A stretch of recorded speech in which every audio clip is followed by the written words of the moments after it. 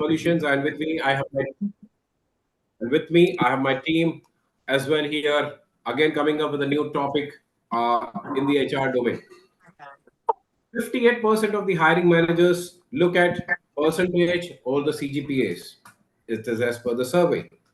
While 82% of the people look at problem solving, 82% of the HR looks at communication skills, 90% of the team talks about teamwork, 75% talks about No, don't touch. attitude or core skills. The topic for the day: skills needed other than academics by the freshers. A testimony to our education policy or the change that was needed also talks about the new education policy which has been introduced lately. And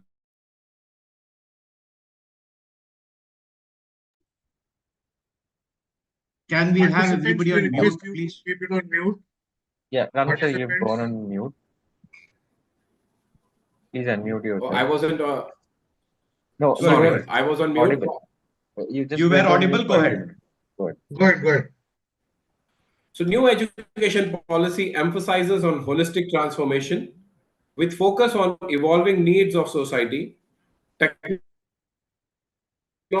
and the economy. The requirement is global competitiveness. The requirement is multidisciplinary approach and a research-oriented education, which is where the new education policy has been brought in. Let's go directly to the team speakers. I'll introduce you. My team. I'm Ranu Parwal, the founder of SkillsConnect and Acura Solutions. SkillsConnect connects corporates to 13,000 colleges across 1,000 plus cities and help hire and engage with the corporates across the country. We bring in speed and scale. We save a lot of cost and a lot of time apart from high-level hiring. Acura Solutions, which is into lateral hirings, has a team size of 110 people with our offices in Bombay, Baroda, and Delhi, and we work across top management, middle management, and junior management as we talk. I have my mentor, Nilakantan sir, who is the host as well and has worked as a HR strategy at Reliance Retail since the last 7 years before mentoring us as a business. He's seen the journey of making Reliance Retail the largest or the second largest retail chain in the world. I have Vicky Jain, who's one of the youngest in the team and has been instrumental in setting up one of the smartest HRMS platform in the country, which was also eyed by Hinduja Group, and which has a large clients like Delivery, Maha IT, Indus Towers, and many more with a staff strength of 30,000 and upwards, and there are a lot of startups as well on the platform. I have my director, Praveen Garle from SkillsConnect, who has been a business head and earlier as a business head at Carvey, HDFC Realty. He's also worked at Deutsche Bank and Magic Bricks in his earlier path. Welcome, team, and good to have you as a part of the panel. Our eminent speakers, we start with our speakers who've got years of experience on their side and have been heading large organizations as the HR head in various organizations. I start with Nisha Malhotra. Hi, Nisha. She's got, hi, Nisha. She's got 19 years of work experience in HR management. She's currently associated with as a HR head at Socomec India, a French multinational. She's been looking at the entire HR practice for them. She's worked in leadership roles with Haryana City Gas, VRS Foods, Shai Exports, and InTouch Solutions.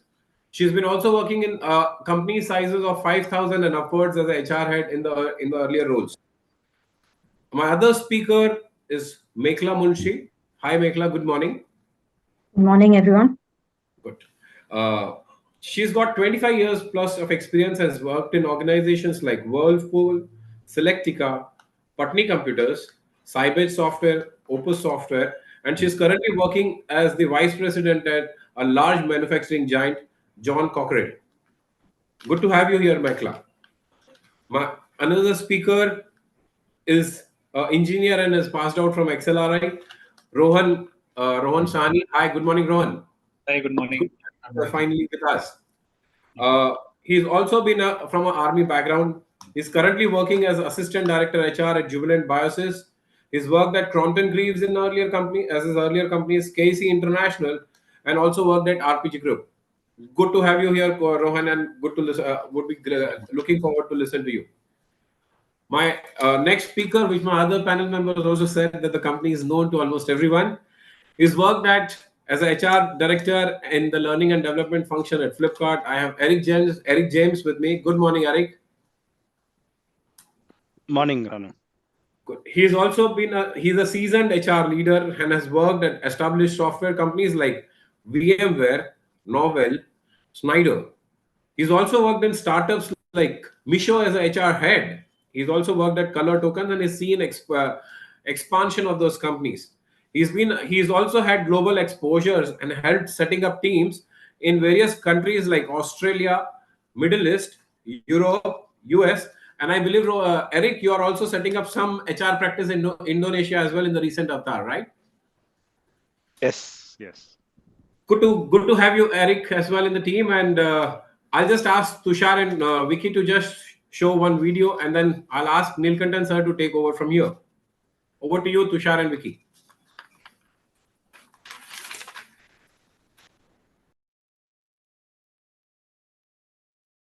Welcome to SkillsConnect, your campus hiring platform. Hire candidates from 10,000 plus colleges with 1,000 plus cities across India. SkillsConnect helps you to hire freshers, summer interns, interns for life project, from IIT, IIM to C and D category campuses across the country. Hire candidates with MBA, engineering, IT developers, graduates, and postgraduates across skill sets. No more worries about creating a database of colleges, sending multiple emails, traditional Excel management of candidates, scheduling manual interviews and group discussions. From a single hiring to 1,000 plus hiring, from startups, SMEs to large corporations, our platform has solution for all. SkillsConnect helps you with hyperlocal hiring, which provides hiring at speed and scale. Save cost and time. Schedule interview and assessment and gender, college, city diversity. Sign up now, register your company, and discover the power of our digital campus hiring platform.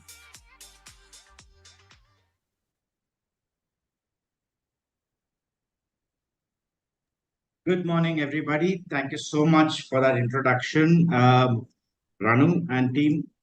Welcome the panel members who are going to be with me for the next 1 hour or so. We're going to discuss on several important issues. As you all would have experienced the other side, from the corporate side, the whole purpose of this conversation is going to be to pick your brains, look at your wisdom, look at your knowledge, and give a perspective to the students and the community at large in terms of the relevance of the subject that we're going to discuss, and also look at some call for actions from your end, which will help us put it all in the right perspective. Can we have on mute, please? Prakash? Yeah, thank you. So request everyone to keep their systems on mute so that will help us hear what the panel members are talking about. So we have 4 eminent panel members, and I'm sure you heard their introduction, and I'm very much confident that they can take this discussion to the next level, not only during this webinar, but also outside of the session, and they are willing to do it also as part of their mentoring process. So let's jump into the subject. Thanks a lot for joining in. And the way we're going to look at it is I'm going to pose a question to each one of you. And then maybe others can also add their perspectives and what they feel about that topic. And then let's see how it evolves. So we have some time for question answers at the end. So people who want to ask questions, please put it on the chat so that we will know. And there's a question answer session at the end of the panel discussion here. Okay, to kickstart, I know this is a very important thing. Colleges and campus recruitments are a very big challenge in this current days. You have many reports coming in saying that there are so many candidates still left for being placed after the final round of discussions or final round of campus interviews. So my question to, okay, let me start at Mekhla. My question to is this a big challenge? So the way I would like to ask you is there something that the academics do not teach you in the terms of skills. So I would like you to explain about what skills beyond academics do employers look for, mostly in fresh graduates. And then maybe you can also suggest why they're looking at it and kind of stuff, so we can take it forward. Yeah, thank you, Mekhla. Thank you, Nilakantan, and thank you, SkillsConnect, uKnowva team for having me here today, this morning. So coming to your question, Nilakantan, so what skills do corporates look at beyond academics? There are quite a few things, but let me just drill it down to a few things. First is, of course, your ability to apply the knowledge that you've learned in your academics to your work. There is a reason why a mechanical engineer is hired by a particular company. There is a reason why a marketing MBA is hired by a particular company. So whatever you've learned in your academics, you should be able to apply that knowledge. That's one thing. Besides that, there are several soft skills that may not be explicitly taught to students during the college days and during the course of their in the curriculum. And these skills are things like resilience, very, very important for a fresh graduate who comes into the corporate, because it's not a very smooth sailing world, first of all. Second is dependability. Now, why are students hired in organizations? There are several reasons, of course. Companies want to build the skill pool, give opportunity to fresh talent. So there is a learning curve. There is a time given for people to come up to speed.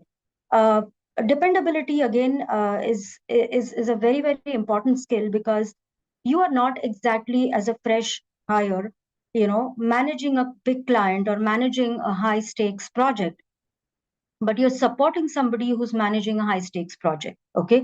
So your dependability, okay, is very, very important, because this person who's managing something which is a very high stakes project is going to look to you for support. Okay. So if you're asked to deliver something within a certain time frame, you must deliver it. If you cannot do it, you must go back and say that, hey, I cannot do it in 24 hours, I'll need another extra day. Okay. But be very dependable. Okay. Somebody who your senior can depend on. It's a very, very important skill. Besides that, I'd like to just mention two other things. You need to be very keen to learn, okay, what you're hired for. So you have to be curious. You have to be able to, go up to people and say, hey, teach me this, or I don't know this, where can I find more information? So curiosity to learn is also something very, very important. I'll take a pause there, Mekhla. You're on mute if you stop. We'll continue. Okay, thanks, Mekhla. Yeah, thank you. Sorry. I would like to really, I mean, the points that you brought out are really very important, because it's not only talking about what, and you also went into why. And that's the reason why we have these experienced people coming in talking in these webinars, because they will also tell you why it is so and why we need to upgrade on that. Thank you so much. So just another perspective, maybe Rohan, you want to share something on this particular subject? I mean, you think anything is important beyond academics? I'll try to add on what Mekhla mentioned. Yeah. I have headed talent acquisition in my previous roles, and Wonderful. the only thing that I look for, so I've hired for people in sales, I've hired for super technical roles like mechanical engineering, electrical engineering, and now I'm hiring PhD chemistry and advanced chemistry skills. So the constant skill that I look for, constant interviews that I always ask for is, I don't expect a person to have an experience or a work experience, right? I don't expect a person to say, I've done this, I've done that. And the experience as such is limited in terms of internship opportunities are as such. However, a person always has problems to solve in his 25 years of living experience. Okay, so the number one question that I always ask is, what is the biggest problem that you have solved?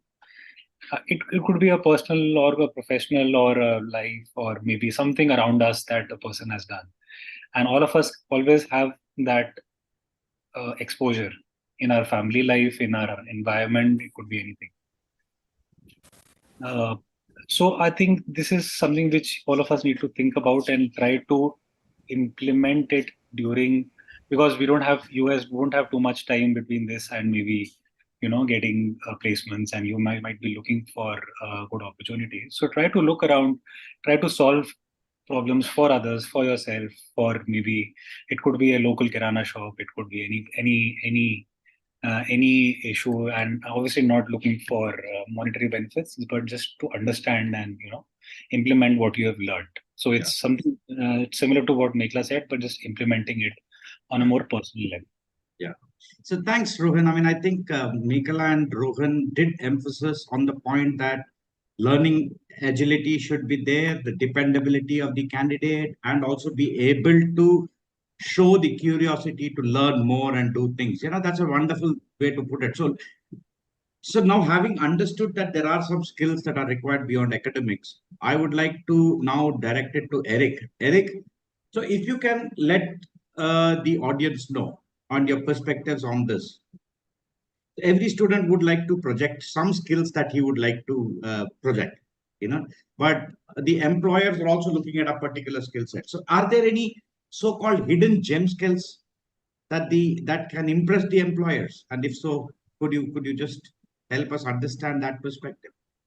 Yeah. So, Nilakantan, I would definitely, we have had a lot of experiences over time, right? And I've also headed talent acquisition, but more than heading talent acquisition, I've interviewed a lot of candidates over at least my professional experience, right?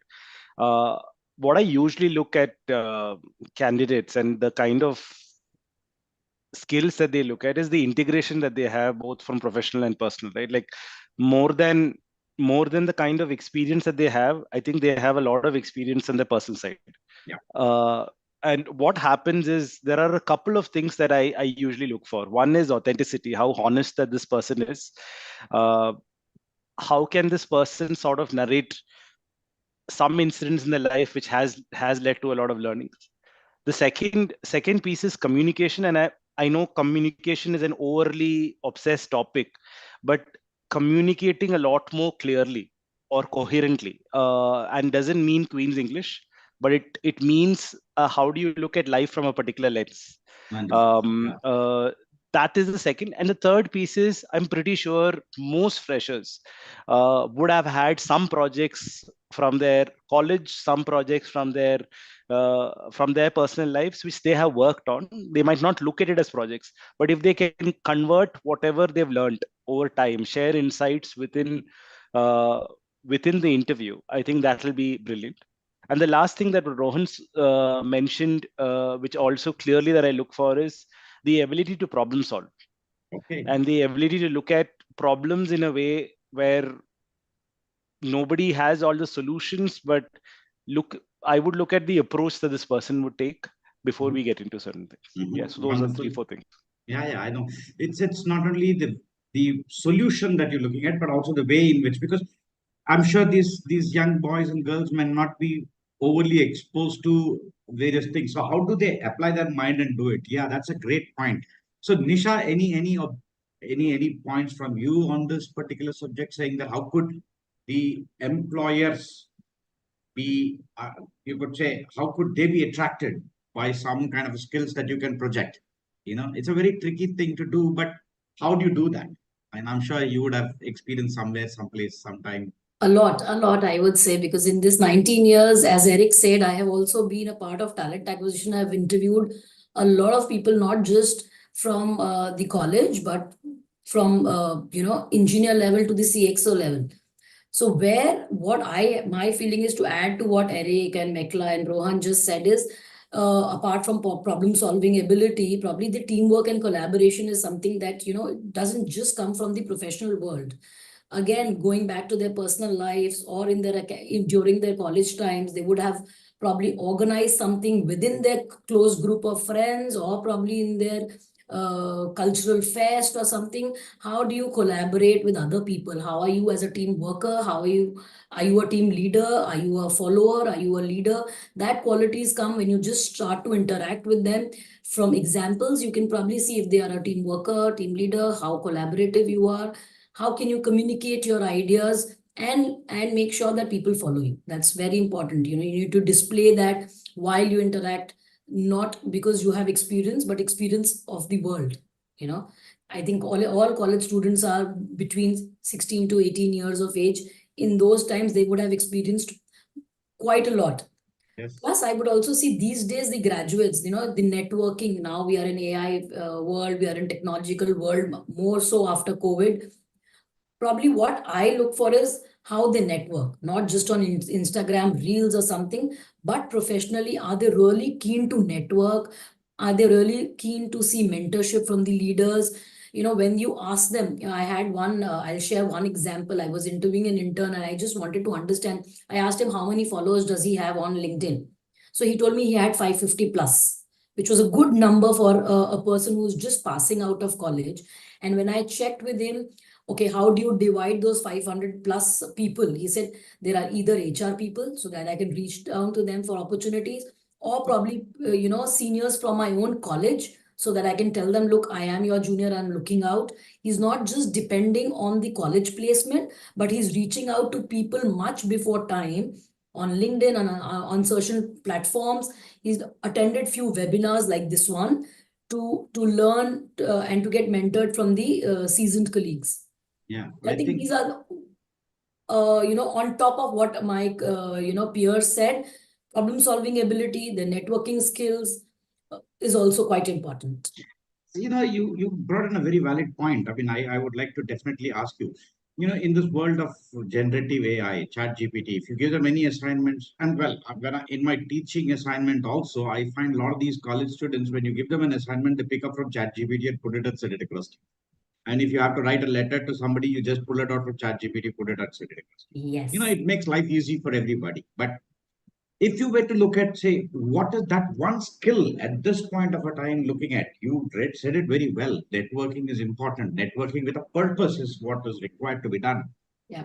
So if you can highlight one point, one skill area that would be important for these college students, which they need to work on, develop, plan and work on it so that they can assimilate all their learnings, all their things and project it very well. Do you think if there is something like that, something like that, or do you think it'll be a mix of everything together? No, I think What they don't teach you in MBA schools, they don't teach you in MBA schools. They can teach you the courses which are there in the textbooks. But what they really can't teach anyone is public speaking. And this in AI generative world, you can copy paste from chat GPT or multiple forums, but how you present it, you should be able to articulate it in your own words. You have to just not copy paste, go through it, understand the meaning behind it, understand the purpose behind it, and then put it in your own words. So public speaking, not only boosts your confidence, it opens the doors to the leadership roles as well. How can you convey your ideas effectively and engage with a wider audience is what I feel is one non-academic skill which is really needed. And sorry to say, but in past 1 or 2 years, the students that we've been interviewing, they know their own subject, but they're not able to articulate and tell you what they want to do in life or how they will use those skills in the real world. So I think public speaking is and that confidence is very, very important. One step beyond that is, when we were all growing up, when we were all starting to work, we didn't have mobiles. Some of us didn't even have mobiles. Yeah. So we used to go up to the person and speak. Yes. Now the person next seat also, you pick up a phone and speak to him. Yeah, The you networking put skills on are so. You put on Teams chat, even if you have to ask for a It's small easier question. it's easier to do it that way. But then when you have to face him and talk to him, it's a brilliant skill to learn. Yes. Anybody else? Let me pick Rohan to answer that if he can. Rohan, can you build on that one? One is, of course, the public speaking. And what do you think? What could be? Yeah. So, of course, public speaking and, these skills, see, the softer skills depend if you are getting into a sales kind of roles or marketing, or if you're getting into a super technical kind of roles, then you may not need a very strong communication skill, because all of us come from our native areas, and we have our own challenges and stuff, things like that. But however, I think one thing that I according to me, people can use, almost everybody of us who are here can use, is try to have your own personal projects that you can work on or you have worked on. And you are able to discuss that during your interview. Many people write random things in their CV, watching movies, traveling, they're super general things which almost everybody puts and nobody is really able to articulate about it. However, if you are super serious about watching movie or, maybe cricket or maybe something which catches your attention, try to have deep knowledge about what you're talking about. Just do a lot of R&D. Like I personally have, after my MBA, I think, learned more from my personal projects rather than what I learned during my 2 years of MBA. So, things, and these are practical hobbies. I mean, for example, what my colleague mentioned is public speaking. Public speaking, many of us won't have the luxury or the accessibility of doing that. You can join Toastmasters, which doesn't cost so much, and it'll help you. Personal project could be, joining some hobby clubs either in your college or in your local societies or whatever. Or it could be, so I mean, try to, and it all depends on what your interest area is. Yeah. I can't really say do X, do Y, do Z. I can say read books, but a person doesn't like to, read books. So it kind of depends on a person. But yes, you should always have at least one area because all of you would be about 25 years old, give or take your age. You should have at least one area in which you have a Go to good detail. interest. You have an interest and you're articulate enough to talk about it. So I think complementing each other, I think you made a very valid point, Rohan and also Nisha, where it's important to have a detail orientation and get into the details of things that you are actually interested in, good at, and then be able to project it also. You need to articulate it. Public speaking could not necessarily mean to a large public. It could also be where you get that building and confidence to talk. When you're faced with a MD or a CEO in a lift, you need to develop that elevator speech. Just a quick 45 seconds, not even that much time, from the first floor to the 8th floor. You will get that much time. If the MD asks you how's it going, you need to be able to crisply tell him that point. That's something which is, I mean, it is complementary to each other, and that's what it's coming out loud and clear from the two of you. And let's jump to the next point. I mean, well, Mekhla, you know that. I mean, there are multiple skills that people are looking at, and the corporates also looking at many things that students also have to do. But what do you think are the challenges freshers face when they are actually entering the workforce, when they're actually moving into a corporate world? What is that they are challenged with? How do you look at it? And maybe if we can complement, what we'll try and do is we'll understand from you about this part of it. We also touched upon what are the skills required, and we'll touch upon how the students can actually develop this entire thing as a thing. So, Mekhla, Sure. please, if you can, yeah. Sure, Nilakantan. So I'm sure that there are several challenges, different challenges that different students in different organizations can face. Okay, because see, an organization and all the student population that's attending this session today, I'd like to say that an organization is like an ocean. It's a vast ocean, and you are really when you're hired, you're just thrown in there with a life jacket. Okay, and who's your life jacket? Your trainers, your immediate supervisors. These are people who are hand holding you, in your initial time, but the life jacket is there only for a finite period of time, I must say. Okay, it's going to be taken off because you're paid to do a job.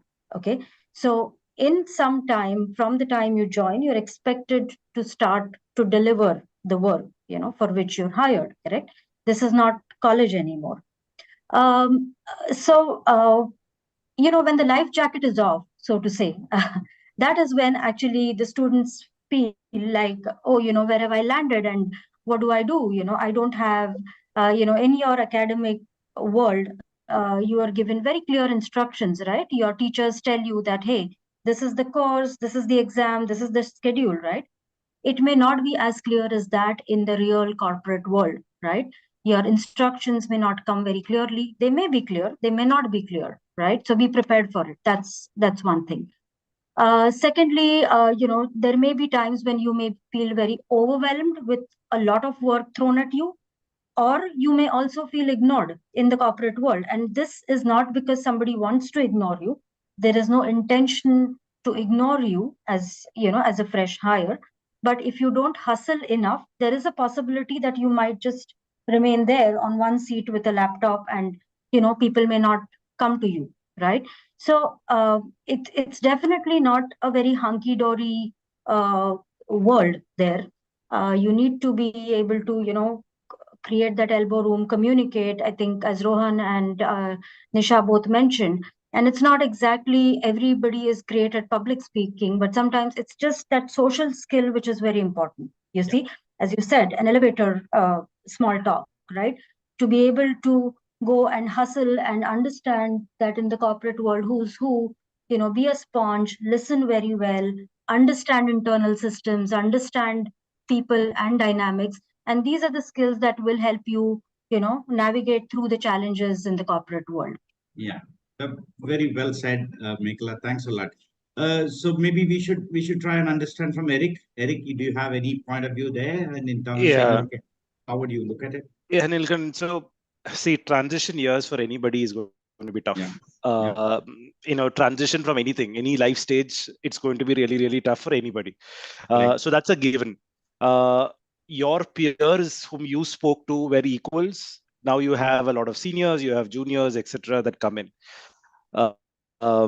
So I have a background in psychology, and one of the things in psychology that they say is that, and this is from transaction analysis, they say that it is almost like people around you are parents and I feel like a child. And usually what happens during those cases is you don't end up asking questions because you assume parents know Respected. everything. Children have to change. They have to be respected, and children have to change. If you just use that analogy and then say that, so what are you what you're discounting? You're discounting the ability of the child to become an adult, right? So for children, if they actually decide to say that, you know what, I have so many years of experience, I have experience of life, where many seniors may not have that lens, because those lenses would have already been biased by corporate life. So what they have is freshness, their ability to look at a problem completely newly, the ability to ask questions, your ability to be curious. I think these 2-3 skills will help anyone, any fresher, to get there. Unfortunately, if you have the same parent and child approach, most freshers that I have experienced with, they struggle. Mind you, even freshers, and Mekhla spoke about being overwhelmed. Other than freshers, even external folks coming into the organization feel overwhelmed. So it's not like they are alone in this journey. And if you state your emotions openly, saying that I'm struggling with this, and it is not macho. It is macho if you state your emotions openly, and it is not macho if you don't talk about your emotions, right? So if you do that, I think you will be able to navigate through challenges. So that's my bit. So, Eric, wonderful point. I mean, you said that. So, the biggest challenge, I mean, as I see, is, well, the parent-child, that kind of a transaction comes into picture most of the time, because that's the social setup, and that's the way we have all grown and we've done that. So we believe that a position of hierarchy or position of authority is not to be questioned, or not even to be anything to negotiate with.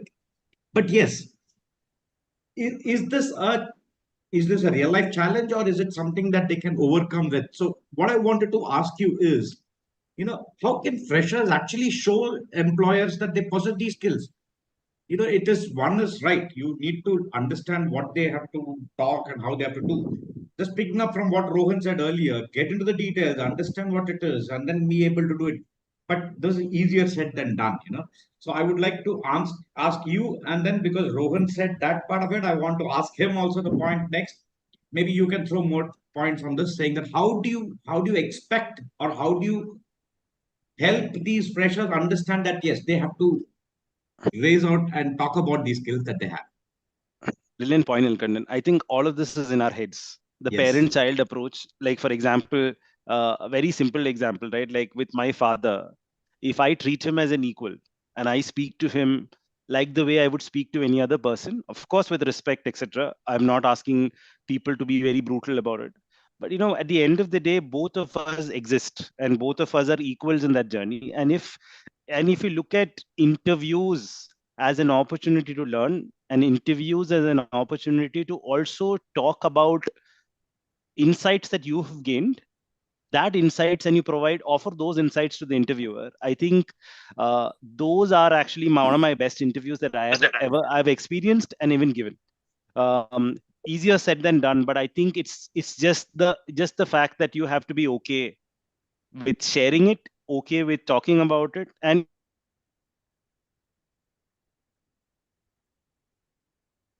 We lost Eric, or what is it?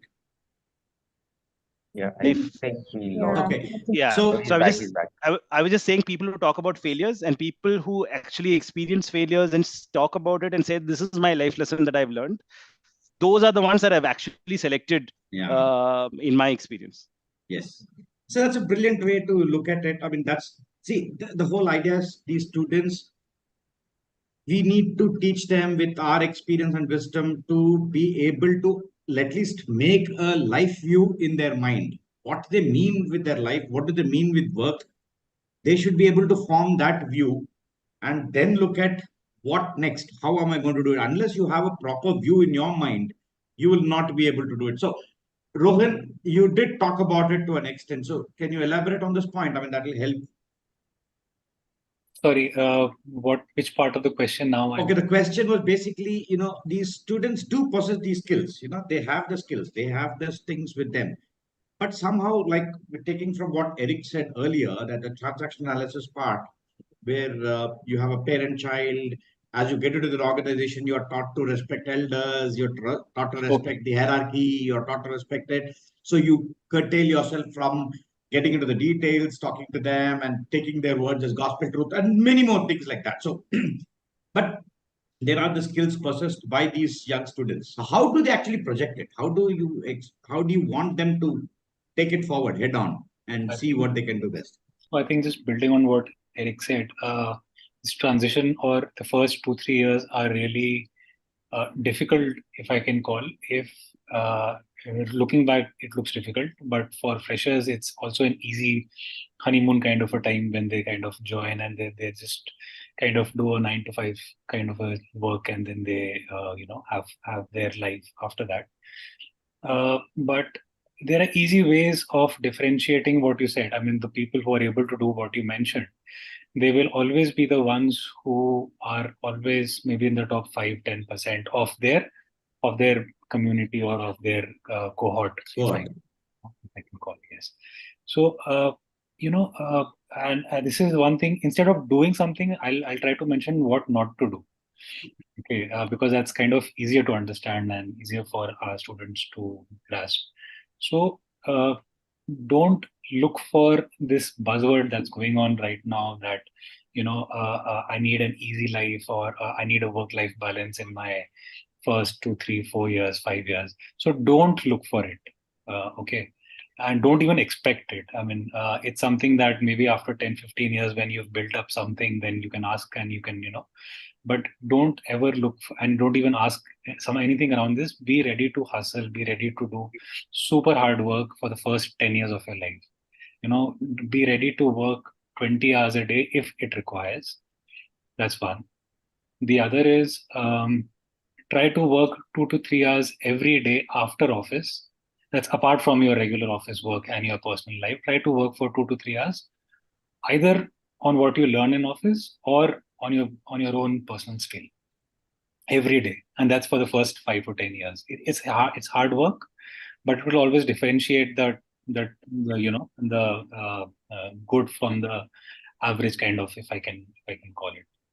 And of course, I mean, in office, we have so many people already doing and already at a place where you want to be. So talk to them off the record, maybe even not even in office. Try to catch them, in your tea breaks or in whatever, and try to get something from them. I mean, make them your mentor, make them your, your guru, if and even if it requires,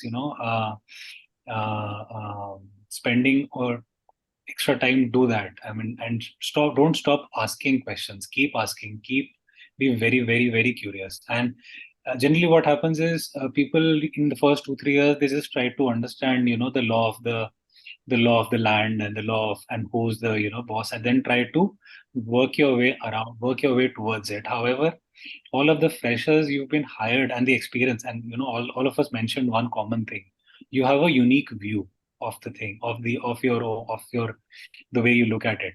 The moment you start to copy paste what others are doing, it stops to kind of make it you stop kind of getting differentiated.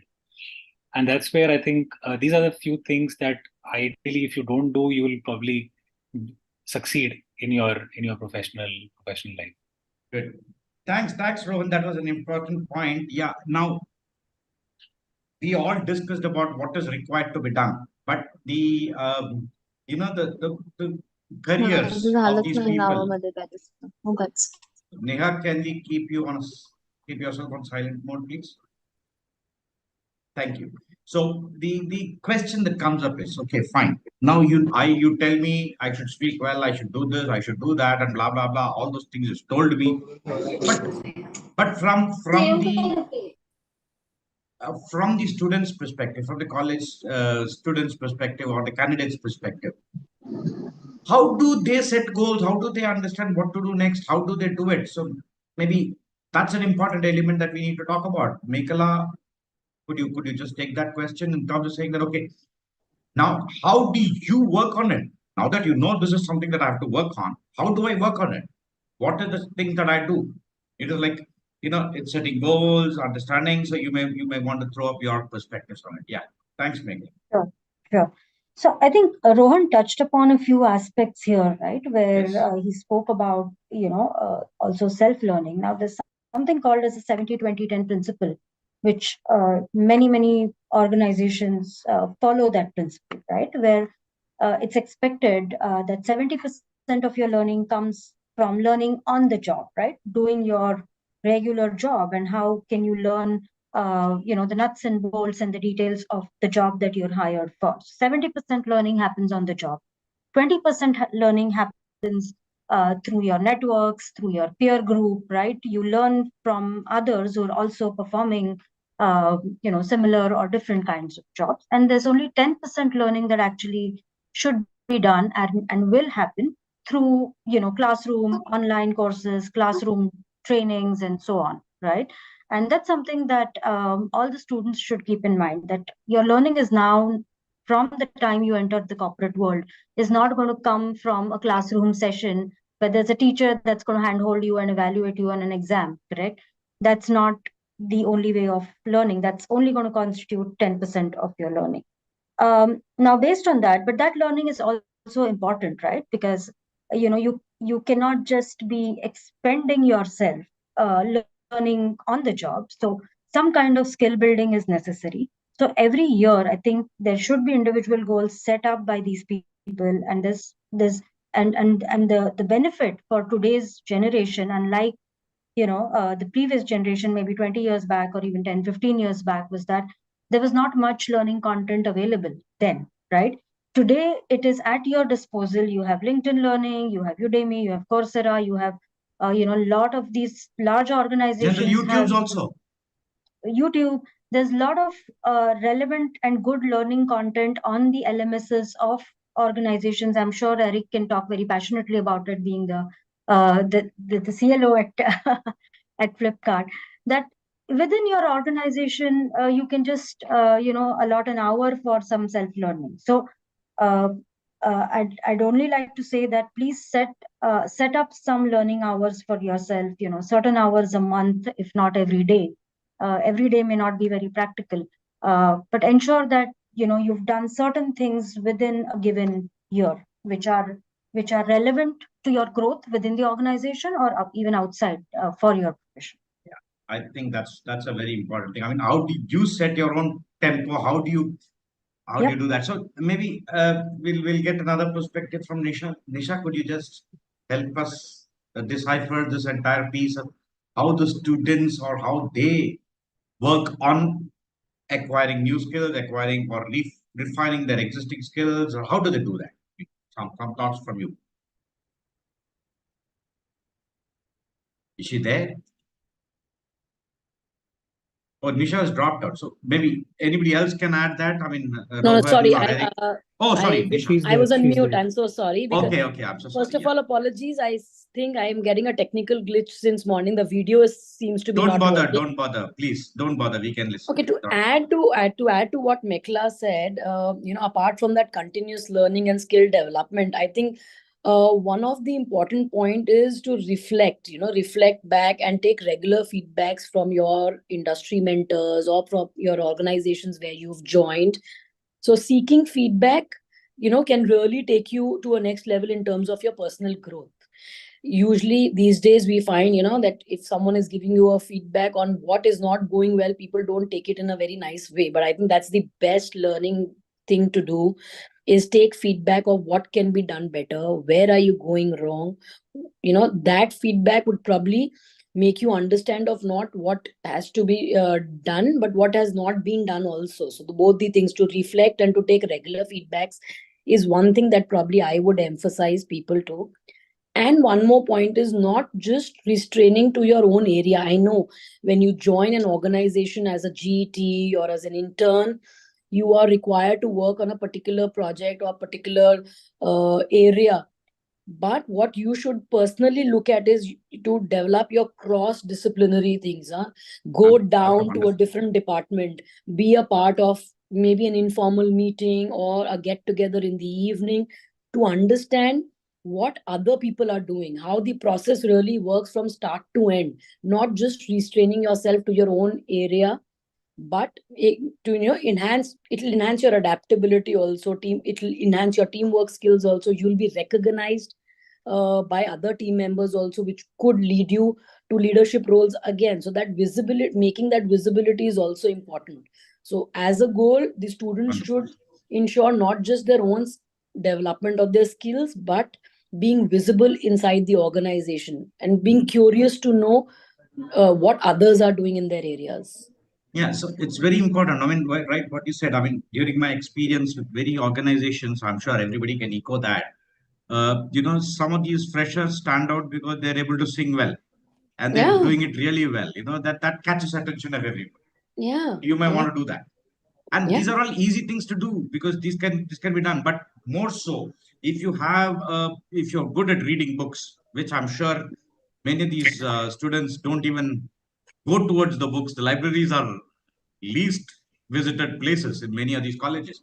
So if you're a voracious reader, or if you read something and you can even talk about it, that becomes a talking point for everybody else. So you need to build. I mean, what the panel is talking about is how do you channelize your efforts to get these things as a capability that you can build on. There are plenty of things available. You have, like what Mekhla just mentioned, you had plenty of opportunities. Like what Rohan mentioned, you had also, you can network with people, understand and pick up your curiosity and ask questions. So that's the whole gamut of which we are talking about. And the final stage that we're coming to, I mean, the final question that I wanted to ask, I mean, this I would request everyone to answer. Just before that, I would like to give you a prelude. SkillsConnect is also getting into a big way in terms of looking at building a candidate connect kind of a program, engagement programs with them, helping them with life skills, helping them with, interviewing skills. How do they present themselves? How do they do it? And kind of stuff. So we may want to call all of you on to sessions where we're doing it with students. That's all going to be there. But the question that to the panel here that I wanted to ask you is, how do you think the corporates can actually contribute to students' capability building? So you have any big idea that you think of, or anything that you would like to highlight upon? The whole idea is the corporates need to ensure that yes, this is the way the candidates should project themselves. This is the way they have to come up and talk about it. So I would request maybe Rohan to start off, and then I'll ask everybody else to chip in and say a few words about this particular thing. How do you expect, or how do you think that corporates can help in building this entire ecosystem? Rohan, you're on mute. Sorry, yes. Thank you. No, thank you, Nilakantan. Yes. So, capability building for students, how corporates can help us, I guess a lot of corporates have their learning programs, or maybe connect programs that they have with community members. I think a lot of mentoring programs that companies have, and outreach programs that they have. Maybe internship opportunities are anyways there, and so I think these are some tried and tested ways, and not too much different is expected from them. Yes. A student who is able to hustle his way in the first 2, 3, 4 years will kind of make a difference in versus the others. But yes, these are the things. Yeah, I think yes, that's right. I mean, see, the corporates can play a big role, because the objective of the corporate is to just, I mean, if it is restricted only to campus hiring, then they will be engaged only in as much as we can go and select people and get them. But I think as a corporate, we do have a responsibility to mold, nurture these students. I mean, Correct. develop everybody, For example, pick up the best in the campus. Yeah. I think that could be one of the options. What you said was right. Yeah. So, Mekhla, do you have any point of view on that? Yeah, so when a corporate hires students, right, from campus, any organization which has a large appetite for hiring campus students already has a program in place, okay, because they don't want to just make an investment in 100 students and not make them productive after hiring within a year or so, right? So they do have that in place. But if I'm correct, the way you're asking this is that what can maybe academics and campuses or academic institutions do to make these students a little more, ready to be productive when they're hired, correct? And I think in the recent years, or in fact, since quite some time now, campus to corporate transition programs are very, very common. There are a lot of campuses who are already engaging with,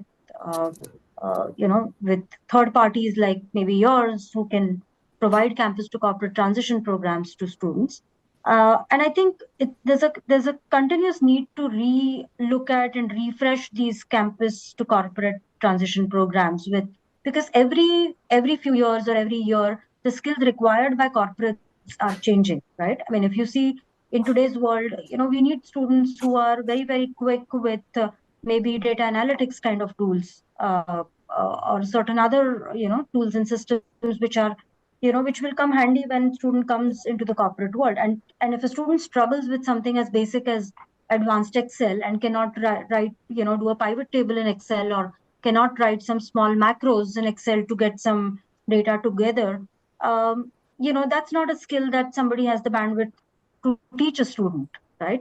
So I think that constant connect with the corporate world to see, hey, what is the relevant skill of today, and then see if the students can be equipped with those skills with the help of corporates. That would make a vast difference, I would say. Very good. Thank you so much, Mekhla. I mean, Corporate Connect is a big initiative. Many corporates do take, but it is both give and take. The colleges also should come forward to seek this assistance and collaboration. That's very important. So, any last thoughts from Nisha and Eric? Quick thoughts so that we can go to the question answer session. So you may want to give that.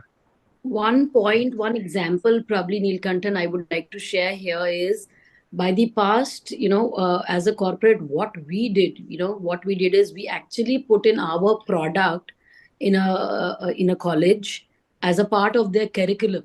because we wanted to hire some electrical engineers for some testing purpose in the lab. So we actually put in our machinery in their labs to test and to learn on those systems itself. Absolutely. Because we knew that we're going to hire these people in chunks in another 1 year or two. So we made sure to make a smart step to put it in their curriculum only, so that once they come to our organization, they are already ready.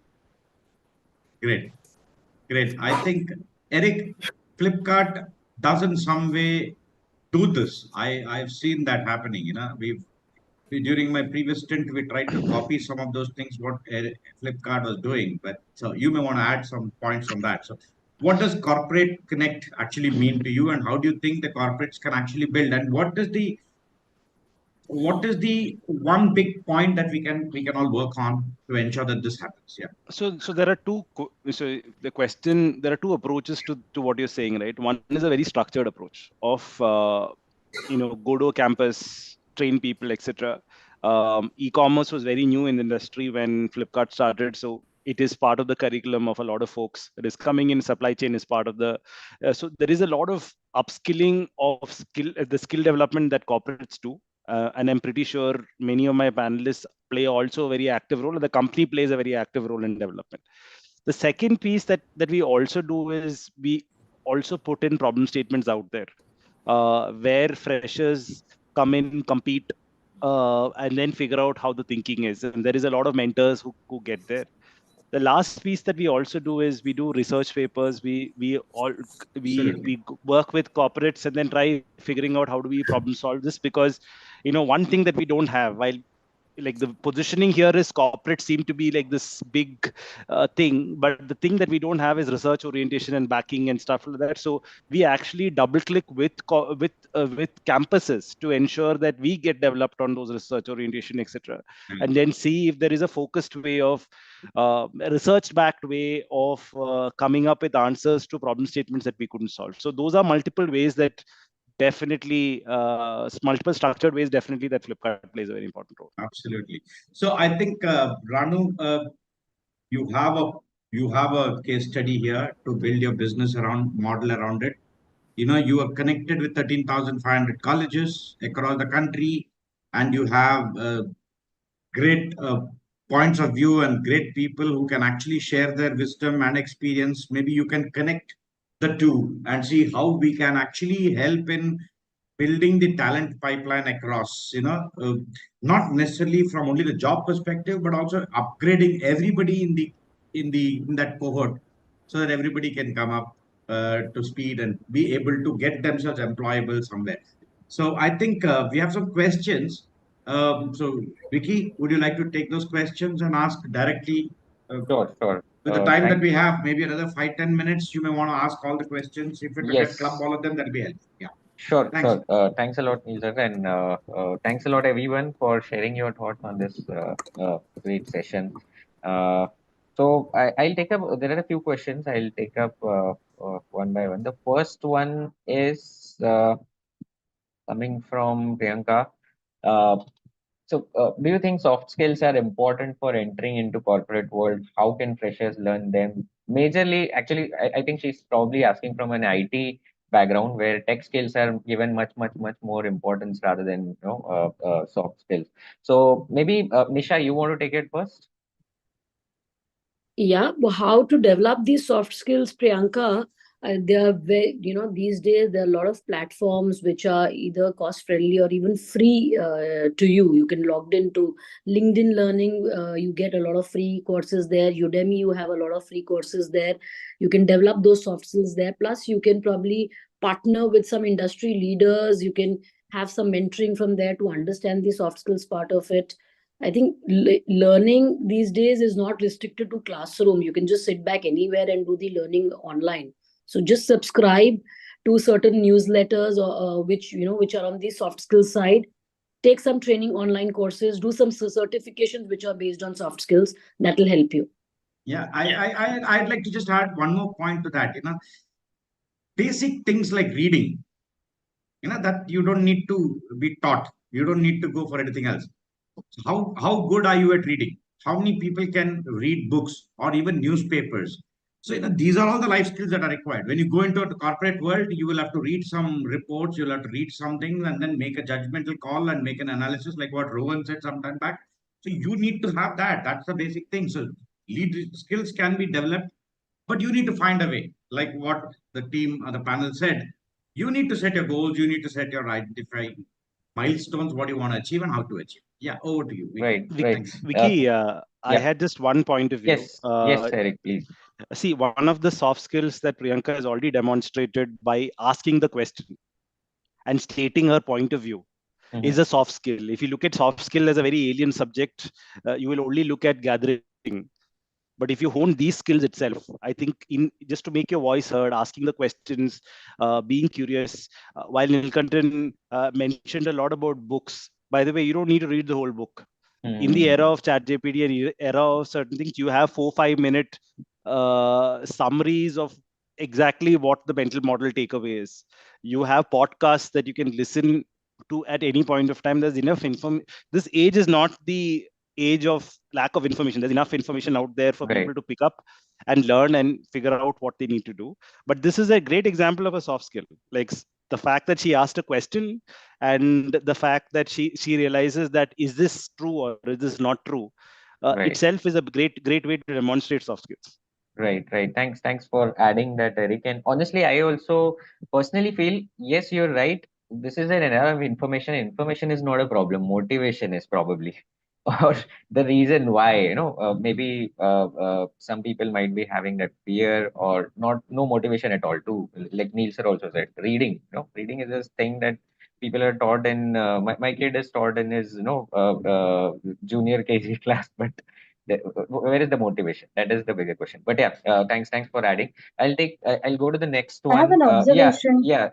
Just quick one on the soft skills that we're talking about, right? And communication is one of the most talked about skills. I think somebody also earlier mentioned that you need to have good communication skills. Not necessarily, and I'm again saying that not necessarily everybody is a great public speaker, but you should be able to speak. Okay, and one of my observations is that there are students who are from tier 2, tier 3 cities, who are just shy to speak up.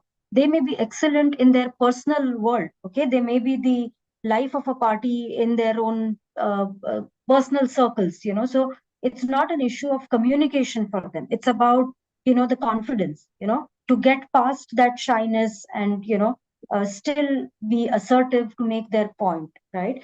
So I think that's something that all the students that are listening to this must look at consciously, acquiring this skill. Don't be shy of speaking up. Speak up. It's important. Sure. Thanks, Mekhla, for adding that. I'll move on to the next question, which is coming from Amay. And actually, he is directed majorly probably to Eric. So, Eric, you spoke about honesty and other emotional skills while for one of the questions. The question here is, how would you actually measure it in just one interview? By the way, it's a life skill, and all of us, to be honest, if you're talking from the head and not from the heart, anybody could gauge in the interview. You don't need 10 hours of conversations to find out if somebody is authentic or inauthentic. One. Second, it is not one interview alone. There are usually most companies have 3 or 4 rounds, but there are multiple other observations on the way. And this is something that I've learned from children, right? The way they share, the way they experience, the way they show up is a lot more different than way professionals talk about, right? Like the small town, big town, all these are all beliefs in our head. It is nothing if you feel you're small, then everybody will make you feel you're small, right? Right. So it is about belief, to be honest. And these are barriers that you will have to overcome if you have to succeed towards a goal. So for me, authenticity means whatever the person is sharing, is the person sharing honestly or something made up with respect to with respect to something they learned over time, and it is very cognitive, and they have not applied a lot of that in their lives, and they've taken experiences out of it. So for me, that is a very easy way of judging. And you can, by the way, authenticity can be judged in like 5-6 minutes, 10 minutes, not yes. more. Yes. Yeah. maybe of course it comes from your experience you had at TA. So yeah, Rohan, you want to add something on this question? So it's actually, I totally concur with what Eric says, and this is the number of so whenever I am interviewing specifically for my team or maybe some very senior roles, and people have passed a couple of stages of rounds, this is the number one thing that most people fail on, which is authenticity and honesty.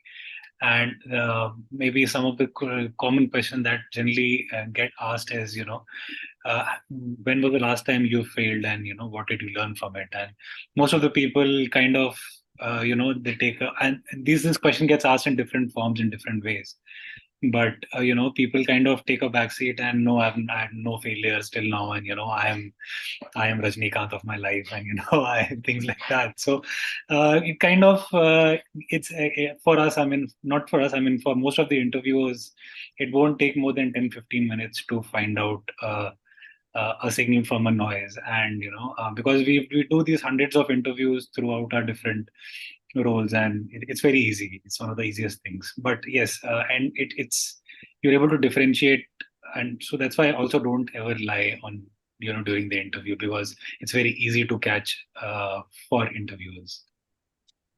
I think we have overshot the time. So Vicky, maybe one question, last question, that will be helpful, because Sure.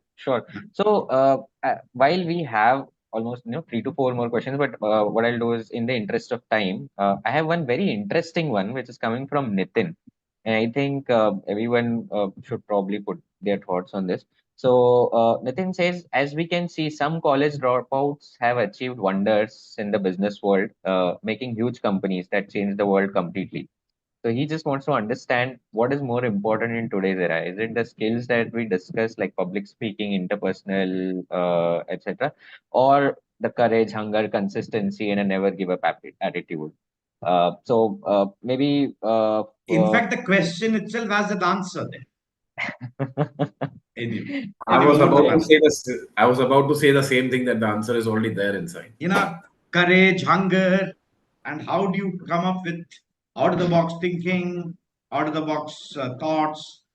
So I think probably another question, in the same question is, can these attitudes also be considered as skills that can be learned?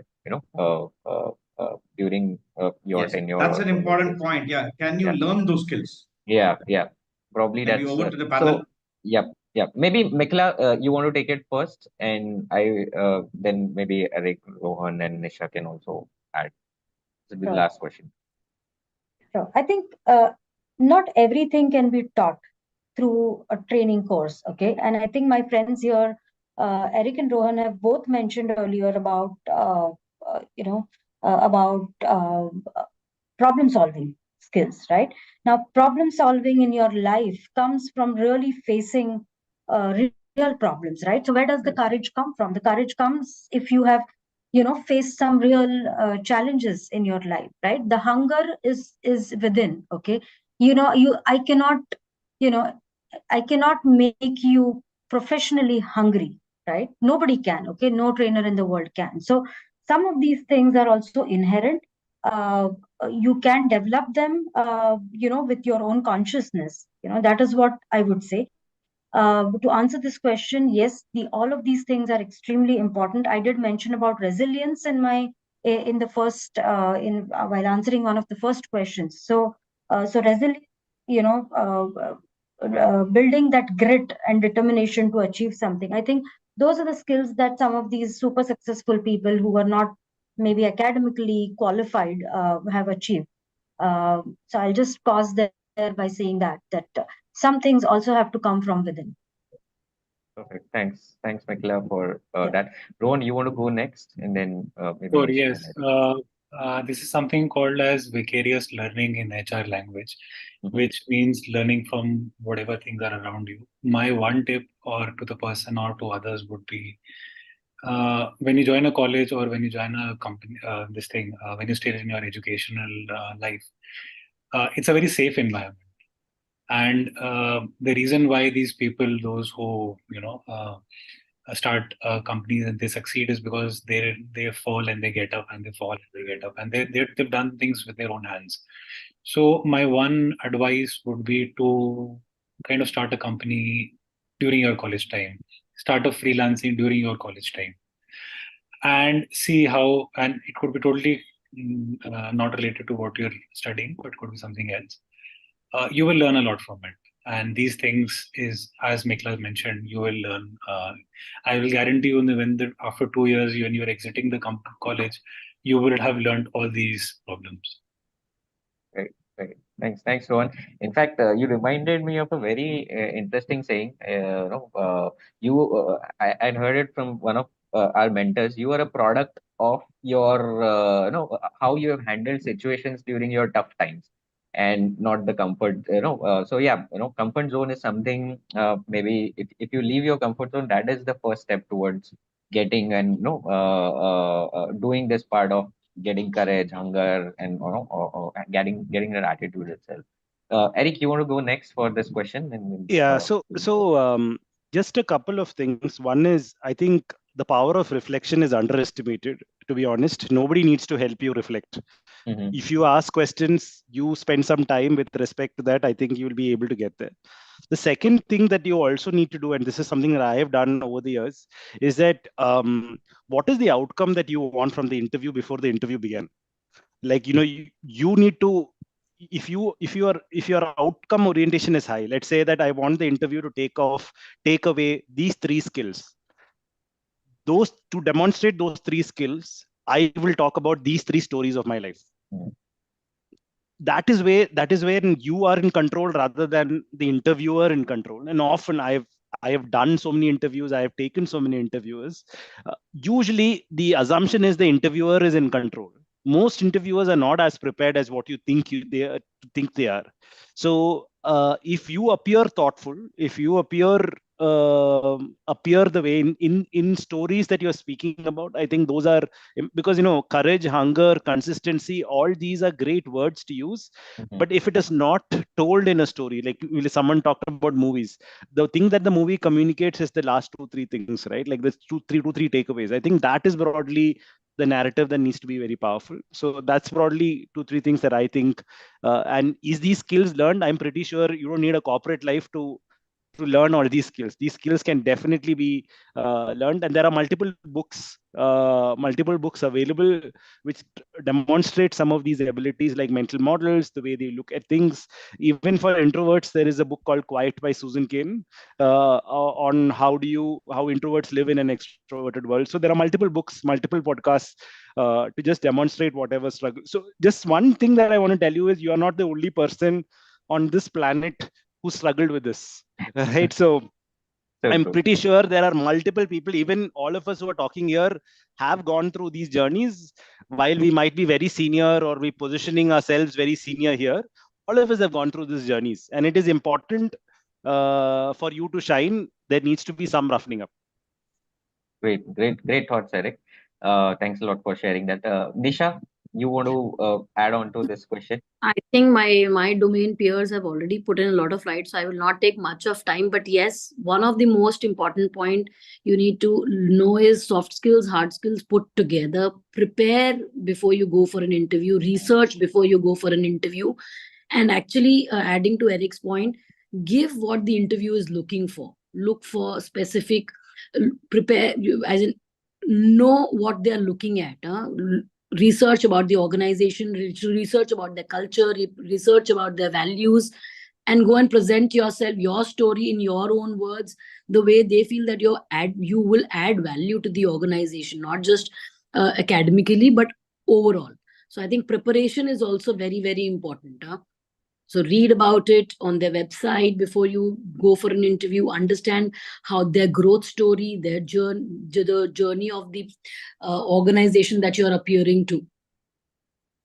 Great, thanks. So just to add, again, you and Eric reminded me of one more quote by this very interesting book, Seven Habits of Highly Successful People by Stephen Conway.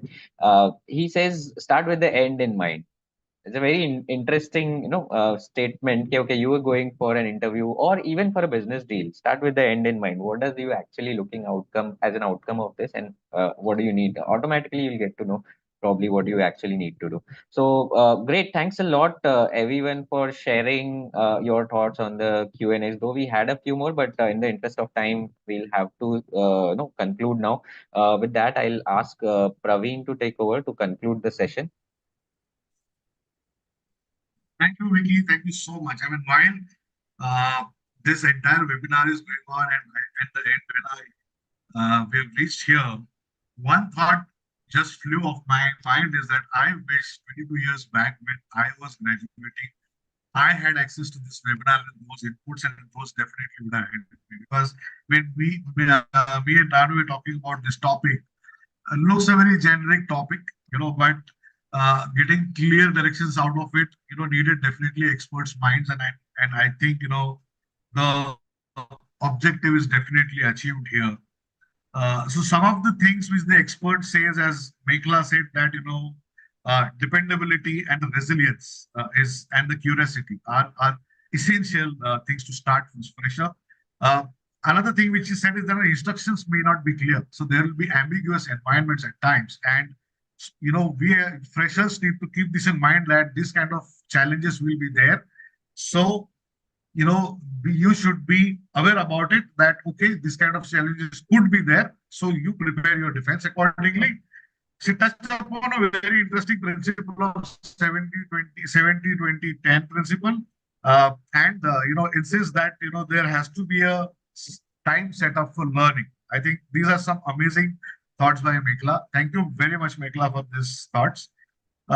Eric mentioned about the first thing, which is one needs to be very, very honest, and what is their attitude towards life, that in general will be reflecting. So I think this is very, very important thing.